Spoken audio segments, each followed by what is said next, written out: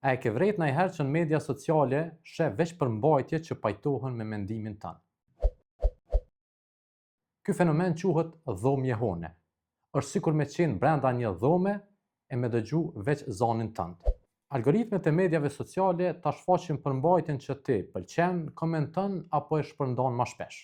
Edhe grupet apo faqet në media sociale ku njerëz mendojnë njësoj mund të kthehen në dhoma jehone. E aty, kush mendon ndryshe, përjashtohet apo shpesh edhe përqeshet. Kështu, pak nga pak e sheh vetëm një anë të realitetit. Kjo është e rrezikshme, sidomos për trit që fillojnë me formu mendimin e tyre rreth botës. Për shembull, nëse një adoleshent nis me pa video teori konspirative, mediat sociale gjithnjë e më shumë i ofrojnë përmbajtje të tilla. Pas një kohe, ajo mund me menu që kjo është e vërteta e vetme që ekziston, se gjithë bota mendon si ta, kur në fakt janë vetëm të mbyllur brenda një dhome digjitale.